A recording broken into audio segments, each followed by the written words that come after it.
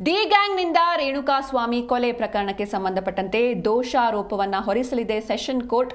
ದೋಷಾರೋಪ ನಿಗದಿಯ ನಂತರ ಸಾಕ್ಷಿಗಳ ವಿಚಾರಣೆ ಕೂಡ ನಡೆಯುತ್ತೆ. ಪ್ರಕರಣದ ಎಲ್ಲಾ ಆರೋಪಿಗಳಿಗೆ ಹಾಜರಾತಿಯನ್ನ ಸೂಚನೆ ಮಾಡಲಾಗಿದೆ.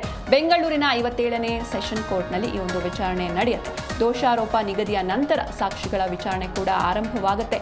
ಡಿ ಗ್ಯಾಂಗ್ನಿಂದ ರೇಣುಕಾಸ್ವಾಮಿ ಕೊಲೆ ಪ್ರಕರಣಕ್ಕೆ ಸಂಬಂಧಪಟ್ಟಂತೆ ದೋಷಾರೋಪವನ್ನ ಹೊರಿಸಲಿದೆ ಸೆಷನ್ ಕೋರ್ಟ್. ದೋಷಾರೋಪ ನಿಗದಿಯ ನಂತರ ಸಾಕ್ಷಿಗಳ ವಿಚಾರಣೆ ನಡೆಯುತ್ತೆ. ಪ್ರಕರಣದ ಎಲ್ಲಾ ಆರೋಪಿಗಳಿಗೆ ಒಟ್ಟು 17 ಆರೋಪಿಗಳಿಗೂ ಕೂಡ ಹಾಜರಾತಿ ಸೂಚನೆಯನ್ನ ನೀಡಲಾಗಿದೆ. ಇದರಲ್ಲಿ 7 ಮಂದಿ ಈಗಾಗಲೇ ಜೈಲಿನಲ್ಲಿ ಇರುವಂತದ್ದು. ಇವರು ವಿಡಿಯೋ ಕಾನ್ಫರೆನ್ಸ್ ಮೂಲಕ ಹಾಜರಾಗ್ತಾರೆ.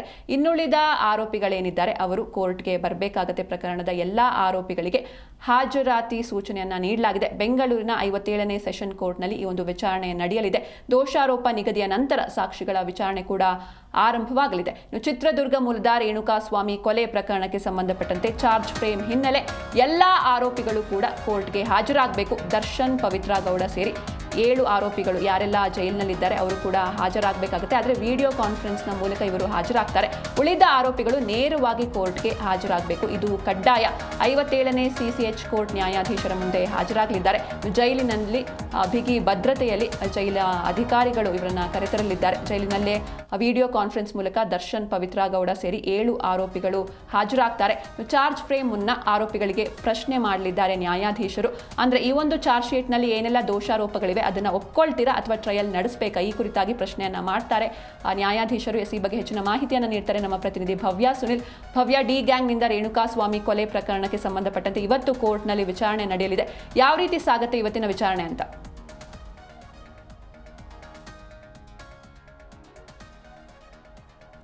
ಇಂದು ಎಲ್ಲಾ ಆರೋಪಿಗಳು ಕೋರ್ಟ್ಗೆ ಹಾಜರು ಆಗಬೇಕು. ಯಾಕಂದ್ರೆ ಜೈಲಿನಿಂದ ದರ್ಶನ್ ಹಾಗೇನೆ ಪವಿತ್ರ ಗೌಡ ಸೇರಿ 7 ಆರೋಪಿಗಳನ್ನ ಹಾಜರಿರುವಂತೆ ಸೂಚಿಸಲಾಗಿದೆ.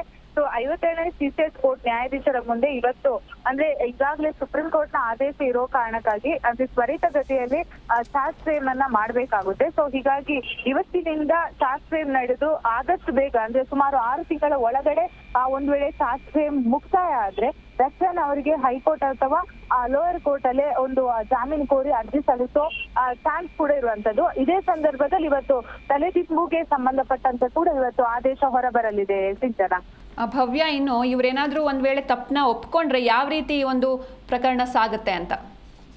ಆದ್ರೆ ಈಗ ಪ್ರಕರಣದಲ್ಲಿ ಆರೋಪಿಗಳು ಹೇಳೋ ಪ್ರಕಾರ ತಾವು ತಪ್ಪನ್ನ ಮಾಡಿಲ್ಲ, ಕೃತ್ಯವನ್ನ ಎಸಗಿಲ್ಲ ಅಂತ ಹೇಳ್ತಾ ಇದ್ದಾರೆ. ಸೊ ಚಾರ್ಜ್ ಫ್ರೇಮ್ ಅಲ್ಲಿ ಈಗಾಗಲೇ ಪೊಲೀಸರು ಚಾರ್ಜ್ ಶೀಟ್ ಏನ್ ಫೈಲ್ ಮಾಡಿದ್ದಾರೆ ಅದಕ್ಕೆರಡು ಕೂಡ ತಾಳೆ ಆಗ್ಬೇಕು. ಸೊ ಅದಾದ ನಂತರ ಮುಂದಿನ ನಿರ್ಧಾರವನ್ನ ಕೈಗೊಳ್ಳಲು ಸಾಧ್ಯ. ಸದ್ಯ ಈಗಿನ ಪ್ರಕಾರ ಇವತ್ತಿನಿಂದ ನ್ಯಾಯಾಧೀಶರ ಎದುರು ಇವರು ಯಾವ ರೀತಿ ಸ್ಟೇಟ್ಮೆಂಟ್ ಕೊಡ್ತಾರೆ ಅನ್ನೋದು ಕೂಡ ಇಲ್ಲಿ ಪ್ರಮುಖವಾಗಿರುವಂತದ್ದು. ಸಿಂಚನ, ಓಕೆ, ಥ್ಯಾಂಕ್ ಯು ಭವ್ಯ ಸುನೀಲ್ ನಿಮ್ಮೆಲ್ಲ ಡೀಟೇಲ್ಸ್ಗಾಗಿ.